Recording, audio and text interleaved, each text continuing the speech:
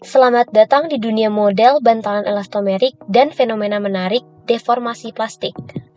Bantalan elastomerik adalah komponen rekayasa yang dirancang untuk memberikan fleksibilitas, dukungan, dan stabilitas pada berbagai struktur, terutama dalam konstruksi jembatan. Bantalan ini terbuat dari elastomer yang dirumuskan khusus, memainkan peran penting dalam mengurangi efek beban dinamis dan memungkinkan pergerakan menjadi terkendali. Namun, apa yang membuat bantalan elastomerik benar-benar luar biasa adalah kemampuannya untuk mengalami deformasi plastik. Deformasi plastik terjadi ketika bahan elastomerik dikenakan tekanan atau regangan yang signifikan, menyebabkannya berubah bentuk secara permanen tanpa retak atau kehilangan kemampuan memikul beban. Ketika tekanan diterapkan pada bantalan elastomerik, bantalan mengalami deformasi elastis secara awal, di mana ia dapat kembali ke bentuk aslinya setelah tekanan dihilangkan. Namun, jika tekanan terus meningkat, material memasuki wilayah plastik. Di sini, elastomer mengalami deformasi permanen, memungkinkannya menyerap dan mendistribusikan beban yang diterapkan dengan lebih efektif.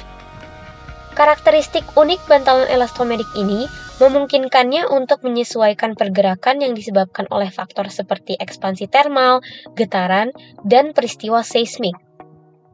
Bantalan elastomerik memberikan kapasitas memikul beban yang superior, daya tahan, dan keuletan. Kemampuannya untuk mengalami deformasi plastik menjamin umur layanan yang lebih lama dan kinerja struktural yang lebih baik.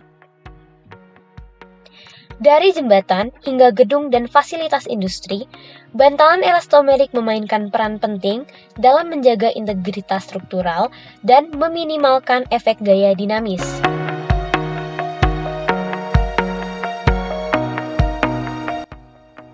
Berikut merupakan model yang dirancang pada tes trial and error pertama, di mana model menggunakan tumpukan karet sintetis dan infraboard dengan luas area 4x4 dan direkatkan oleh lem silikon.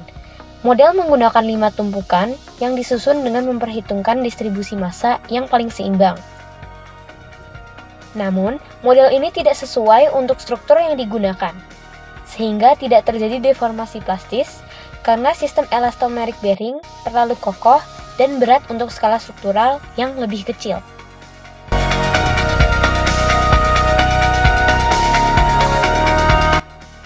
Prototipe model kedua menggunakan 5 gulungan karet silikon yang disusun secara vertikal. Massa jenis silikon yang relatif lebih kecil menyebabkan terjadinya deformasi yang dapat teramati secara visual. Model ditambahkan dengan penyokong infraboard di ujung siku sebagai penambah stabilitas sekaligus penyambung terhadap struktur.